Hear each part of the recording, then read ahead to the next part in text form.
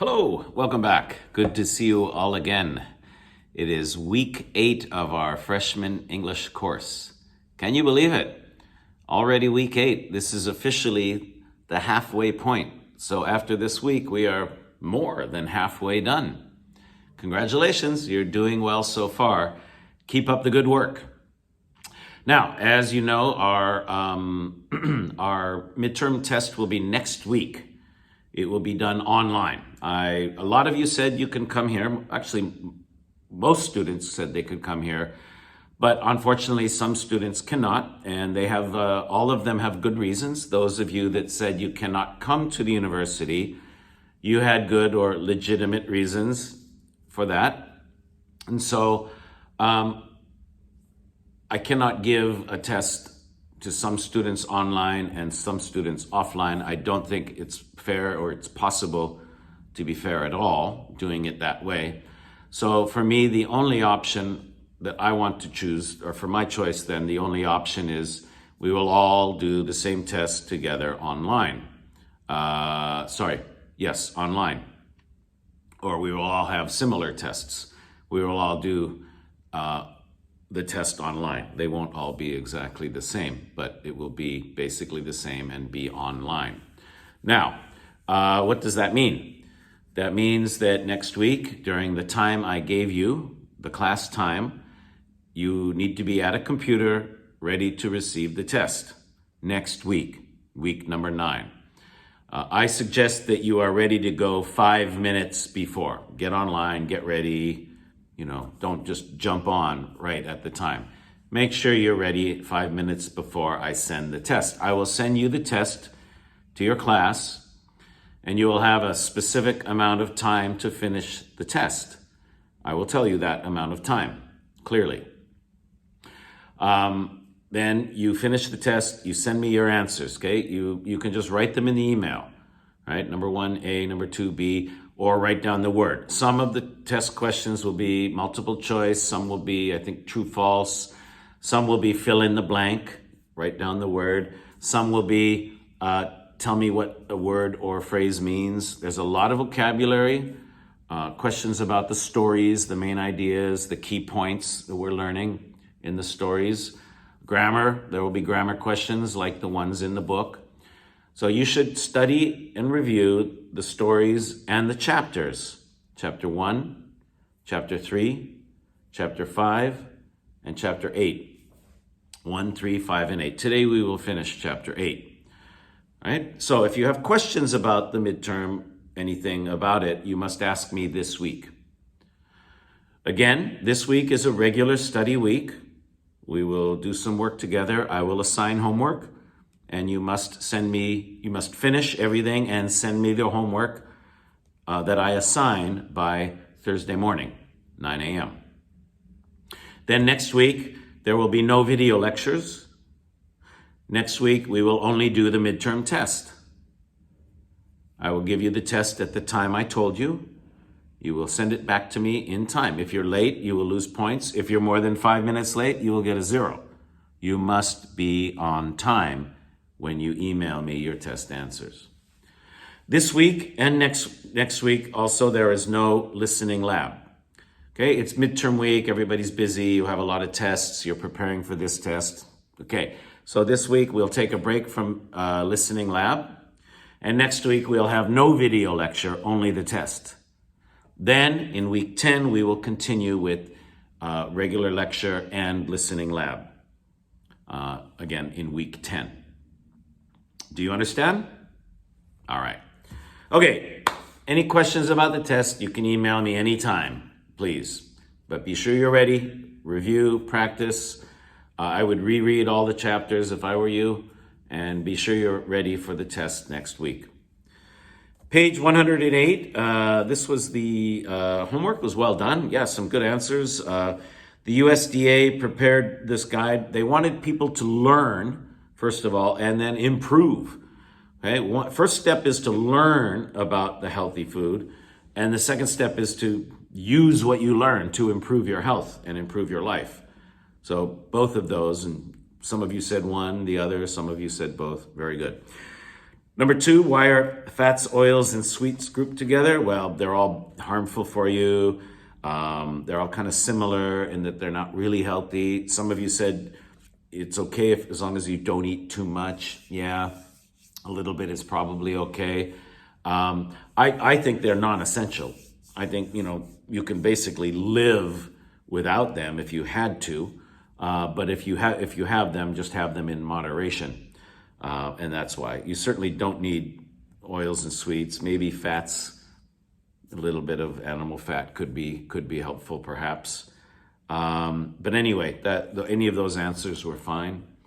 Number three, Japanese changed their diet. Well, the main reasons were, food culture. When you're in a new country, the food culture is very dominant. So you're surrounded by it. The availability of the foods. A lot of you said that people would like to adapt to the new food culture. Sure, that's a fair point. Yes.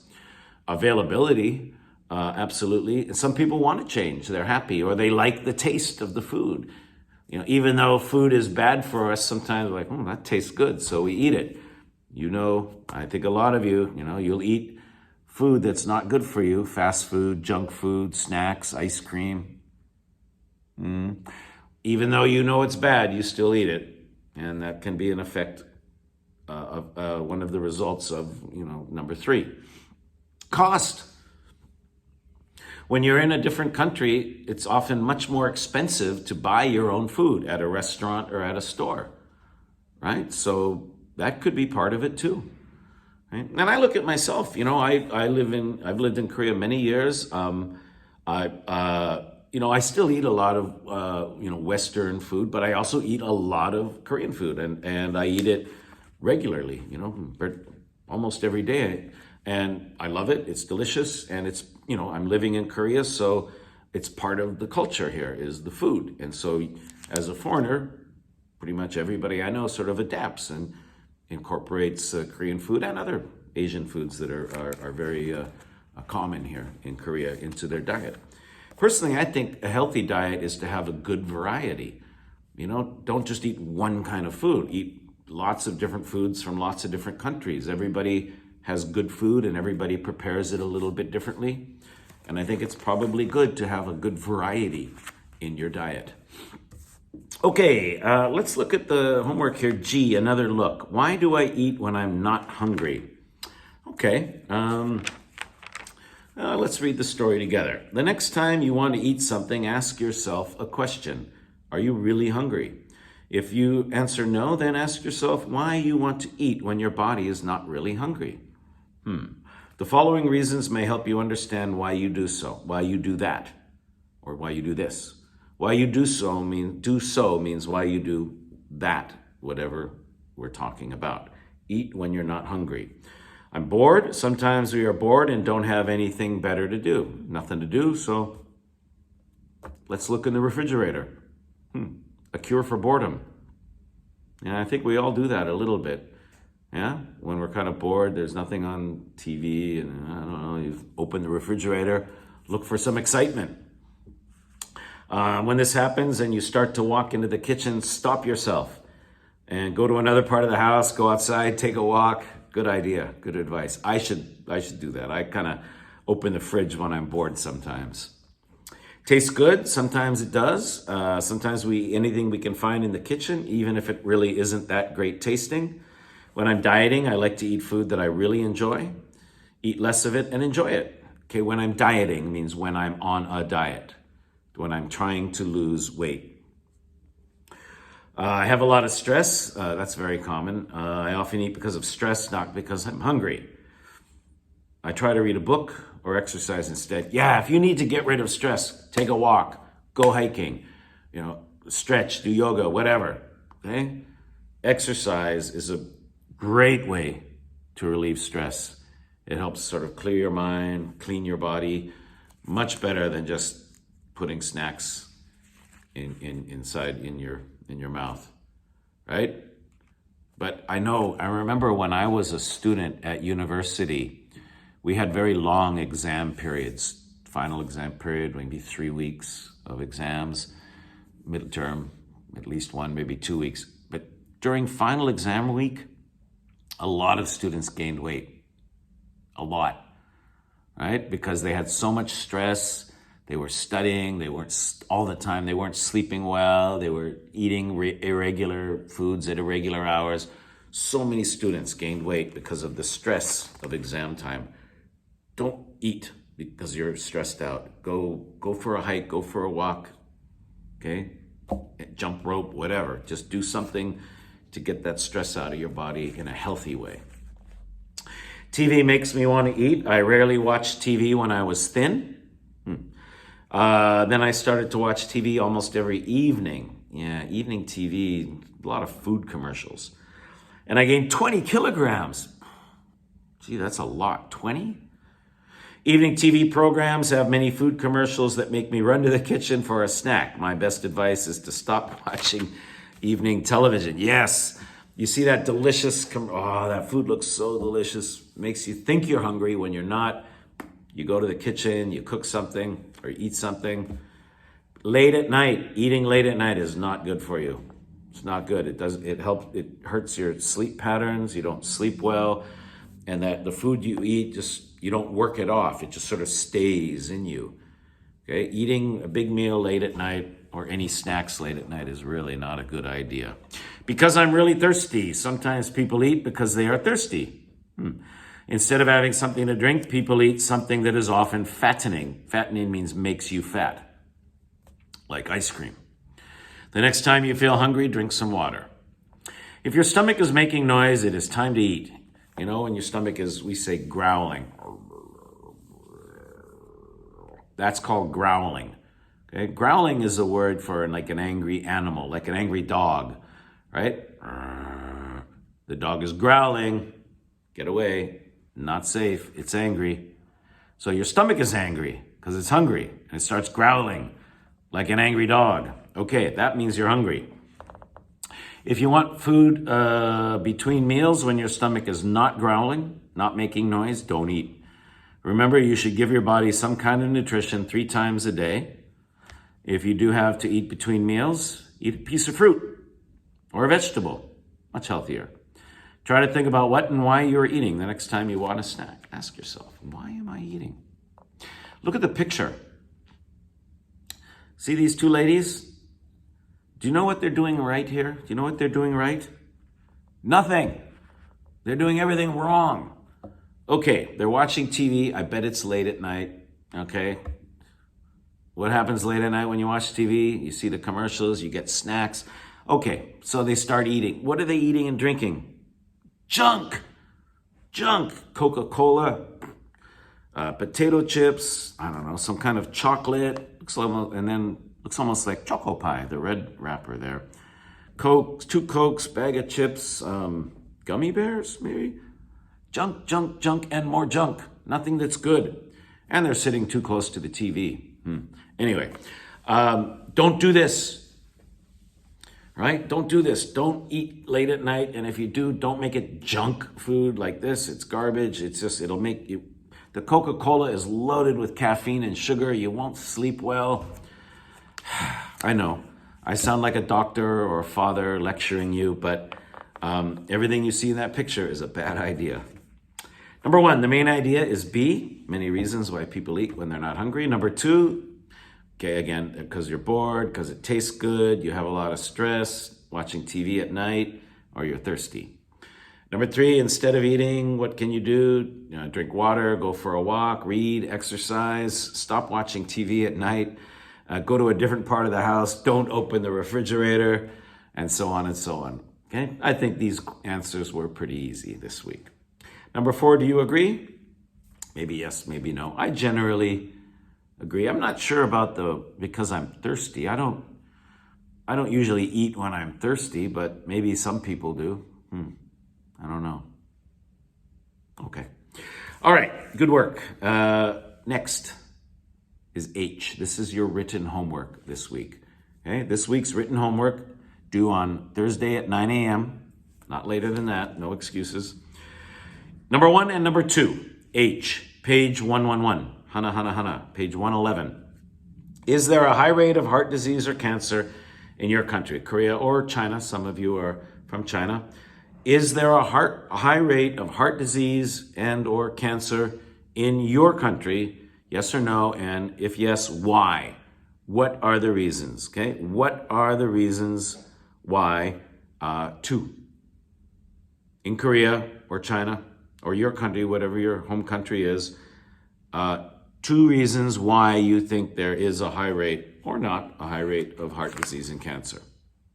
Number two, the reading passage discusses a healthy diet as a way to prevent disease. Work with a classmate, make a list of other ways to prevent disease. Compare your list. Okay, list two other ways to help prevent diseases other than a healthy diet. Okay, a healthy diet helps prevent disease. That's the main point of this chapter. Two more ways you can help prevent disease in your body. Okay, there's lots, just list two. So number one, give two reasons why you think your country has high rate of cancer and heart disease. And number two, two ways to help prevent diseases. Okay? Thursday morning, 9 a.m. Page 112, grammar close quiz. Okay, take a few, get 5 minutes, about 5 minutes, try to finish it. Now look, sometimes more than one answer is possible, okay? And some answers you can use more than once. Okay, it's not one answer, one blank, one. No, you can use them more than once. Answer more than one is possible. All right, so go ahead, answer I on page 112. As a result of years of research, we know that too much animal fat is bad for our health. Too much or a lot of animal fat. Number one can be too much or a lot of. For example, Americans eat a lot of meat. You could also say too much meat. And fewer grains, fruit, and vegetables. Fewer or a small amount of. Very little. And eat very little grains. Yeah. I like fewer or a small amount of, I think.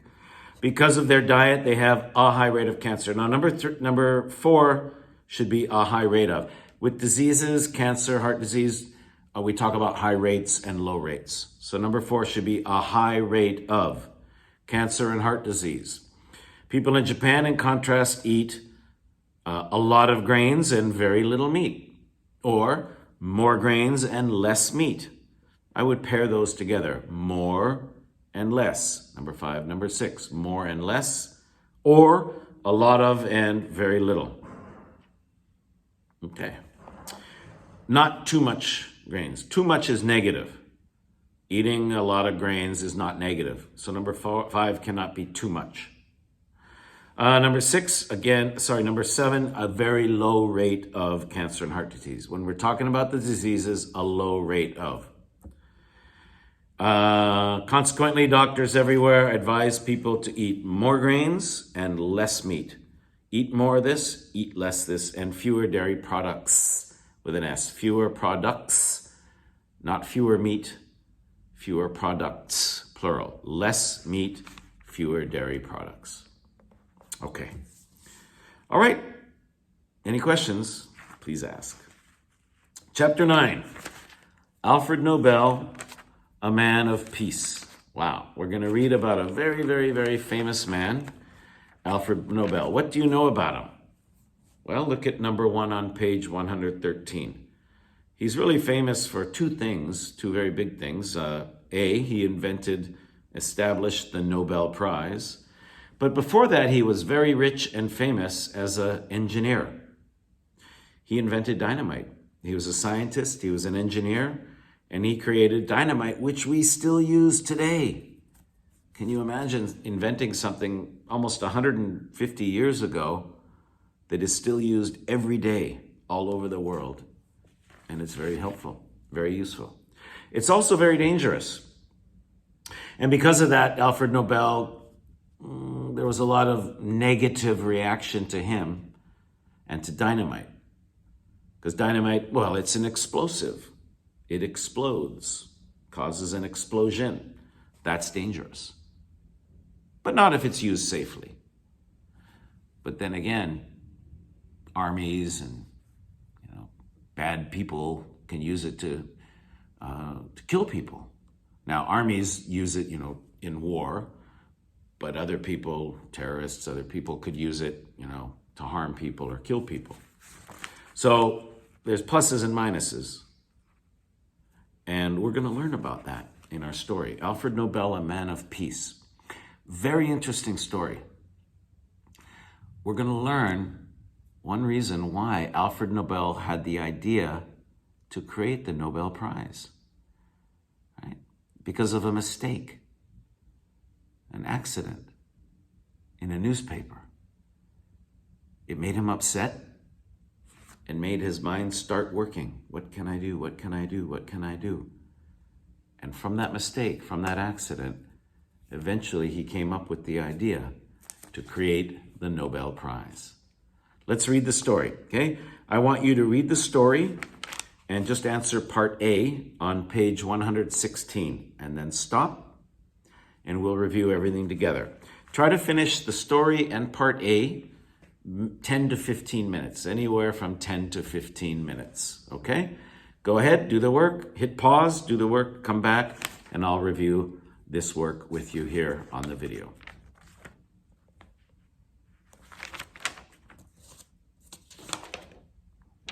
Okay, the headline in the newspaper announced the death of Alfred Nobel on April 13th, 1888. The reporter in the newspaper called him a salesman of death, the dynamite king, because he invented this powerful explosive, something that makes an explosion to blow things up. In fact, Alfred Nobel's dynamite business had made him a very rich man. The newspaper story continued, giving Alfred Nobel's age, nationality, and other information about his business.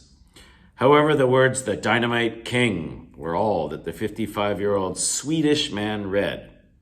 Now, the country is called Sweden, and this is in English, okay?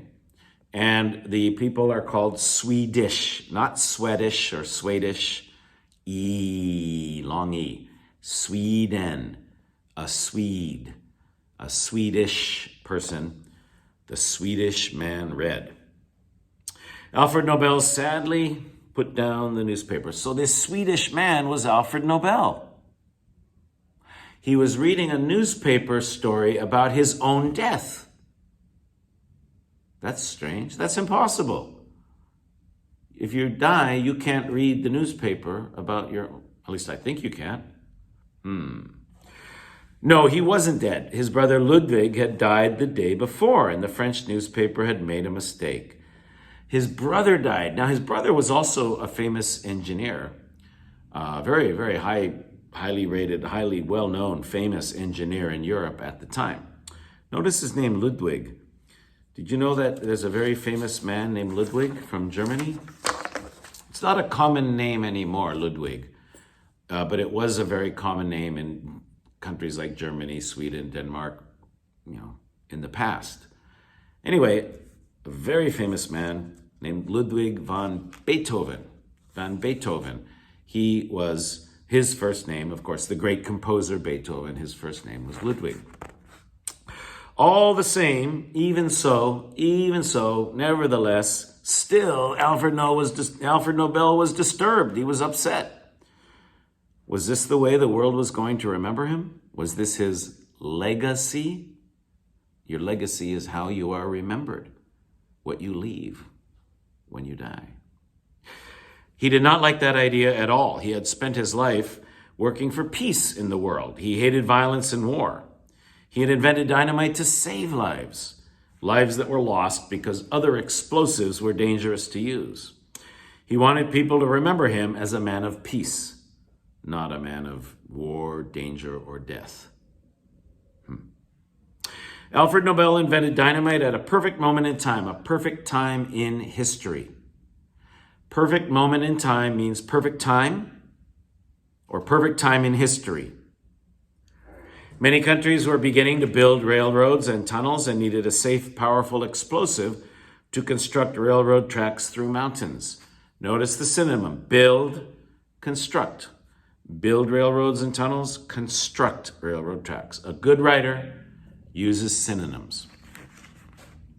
People also needed dynamite to blow up stone in order to construct buildings, dams, and roads. Alfred Nobel invented dynamite, for these peaceful uses, for engineering, to help people, to build roads, to build tunnels, to build buildings. Moreover, and also, he believed that if all countries had the same powerful weapons, they would see how impossible war was, and the wars would end. In fact, this was a popular idea of his day. Of his day means when he was alive. Of his day at that time, or at the time he was alive. Nobel was very upset about the image. The image is like a picture. The picture the world had of him, or the image, or the reputation he had. Okay, your image is what people see, the picture they see when they think of you in their mind. But he did not know what to do about it. He thought about his problem for years. He wanted to think of the best way for people to use his fortune, his wealth, his great wealth of $9 million. Now, today that's a lot of money. That's like, Shipok? No. Bekok. Sorry. That's about Bekok. It's a lot of money. But 150 years ago, or 120, whatever, that was a lot of money, like 10 times, 100 times. Maybe be like he was one of the richest men in the world. Then in 1895, an adventurer named Salomon August André made plans for an expedition to reach the North Pole. Okay? North Pole, the top of the world. People all over the world were excited about André's journey. Do you know what a journey is, right? A special trip or an expedition. This is how you see new words. Okay, expedition, what's that? Connect it to the next sentence. Journey. An expedition or a journey is a difficult, special trip, but it's not easy. It's not like taking a trip, down the road or driving from one city to another. An expedition requires planning. You have to be very careful. You have to prepare very well. It's dangerous. Okay, climbing up Mount Everest, that's an expedition. You don't just sort of walk up Mount Everest. You have to plan and prepare. Going to the North Pole, going to the South Pole. Okay, any kind of dangerous journey where you must plan and prepare well, this is an expedition. Going out, X-E-X, out, like going away, like exit, or expand, or extend. P-E-D, ped means feet. Like pedestrian or pedal on a bicycle. Ped, X, ped, going out, walking, journey, going out. Nobel read about André's plan too and had an inspiration, a thought, an idea. Inspiration, like a spirit, a strong idea. He finally knew what to do with his fortune, with his wealth. He wrote his last will and testament. Okay, that's the document you write before you die. Okay, it's also called just a will. Your will. Testament is a statement. So your last will, your last wish, and your statement with, this is my final wish, what I want. I want my family to get my money. I want to get my house, my car, my business. Everything you own, you have to give to when you die. And you write that down in a legal document called a last will and testament, or just simply a will. In his will, will here means last will and testament. He instructed people to use all of his money for an annual, every year, annual award as an honor to leaders of science, literature, and world peace. He testament, that these leaders could be men or women from any country, of any nationality. Alfred Nobel died on December 10th, 1896 at the age of 63. He was a very young man. He was unmarried and had no children. People all over the world wondered who was going to get Nobel's money. They were amazed when they learned of Alfred Nobel's plan to award annual prizes in the fields of physics, chemistry, medicine, literature, and peace. The first Nobel Prizes were awarded in 1901. Oh, don't say 1901. 1901, okay? O, okay? It's like telling time, 10 o'clock, 10:05, 10:06, okay? Same thing, 1901. And they very soon became the greatest honor that a person could receive in these fields, in these areas of study, of work. In 1969, an award for economics was added. The report of Alfred Nobel's death had been a mistake, but the decision that he made because of this error, notice the synonym, mistake, error, synonym, gave the world the image he wanted, the picture, the reputation. Alfred Nobel established the Nobel Prize, and the world thinks of him the way he wanted to be remembered. Alfred Nobel, man of peace. The way he wanted to be remembered, his legacy, Legacy, legacy, very important word here. Your legacy is what you leave for the world, what stays after you go. Your children, if you have children, that's your legacy. They live after you die. Artists, their legacy is their art, their music, their paintings, their novels, their plays, their sculptures, okay? A great leader of a country, he or she leaves a legacy. They did really great things to help their country. Teachers, professors, their legacy is what they gave to their students. Right? Okay, quick look at that picture there. This building is this being bombed? No, this building is coming down by plan. Right? Often they'll say, oh, this is an old building, we need to bring it down. They'll use dynamite. But this is not an explosion. X means out. This is called an implosion, I-M, which means in, like inside. X out, im is in. Implode, implosion, means a controlled, careful explosion. But an implosion, bringing the building down inside itself safely, so no one gets hurt. Okay, Part 1C, Alfred Nobel was a peaceful man who gave the world a great prize. Part 2, he invented dynamite. Why? To help save lives and to construct bridges and dams and buildings. But the result was salesman of death, the dynamite king. Negative result. Sometimes, a little bit negative. B, he established the Nobel Prize. He wanted a good legacy. He wanted the world to think of him as a man of peace, and that's the result. Man of peace. Salesman of death to man of peace. Big change. Part B, reading analysis, page 117, 118, and 119. I want you to do this now. Okay, I want you to complete Part B now. Try to finish it in 10 minutes. Yeah, I think you can finish in 10 minutes maximum. Okay, numbers 1 through 9. Go ahead, get the work done, come back, and I'll review it with you. Number 1, the newspaper story gave Alfred Nobel's age, nationality, and other information about his business. However, number 2, but the words the Dynamite King were all that the 55-year-old Swedish man read. All means the only thing. C is number 2. These 3 words were the only words he read. The only thing, this was all. B is 1. However, opposite. Okay? We want to go to the beach, opposite. However, rain. Rain, beach, opposite. We didn't go to the beach. We stayed home. Number 2, all the same, Alfred Nobel was disturbed. Okay. All the same means even so or still. Disturbed means upset. The answer is B.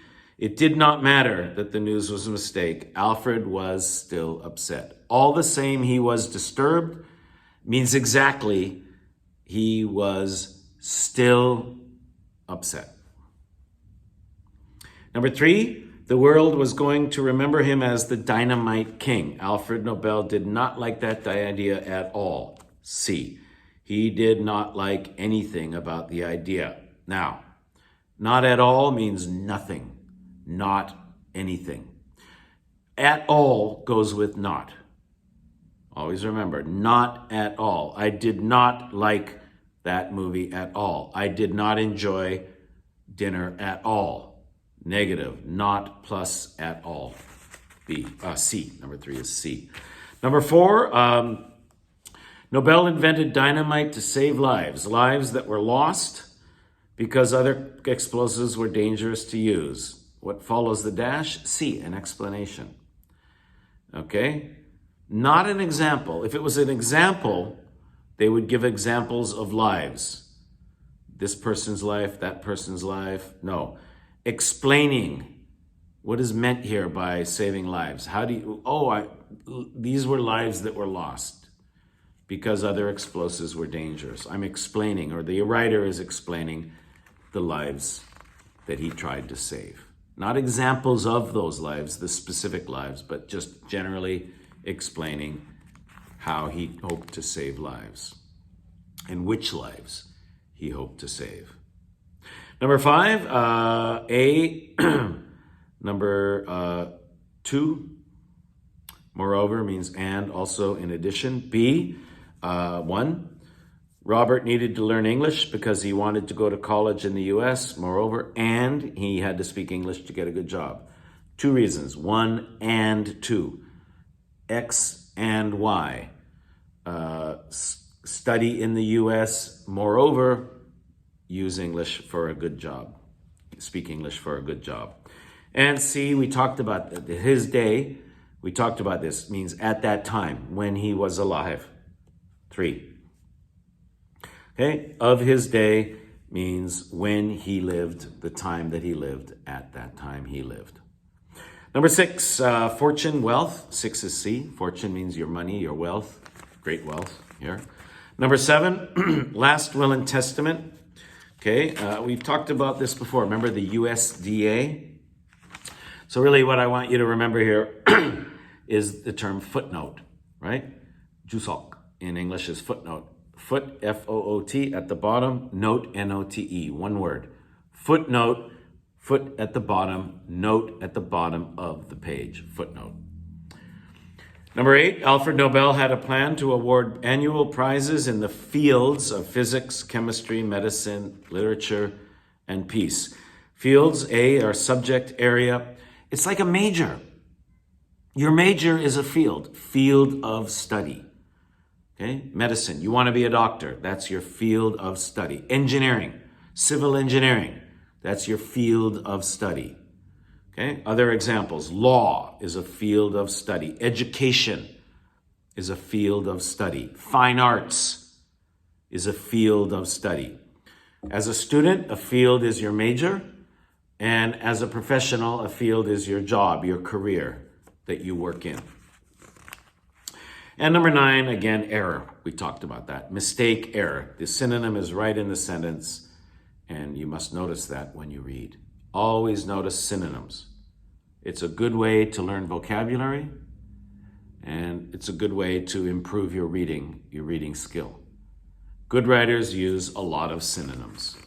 Make an error, make a mistake. Mistake, error, synonyms. Okay, that's it. So your homework, and again, remember, the first homework is page 111, H, number 1 and number 2. H. Write that down, write your answers down, send that to me in the email this week.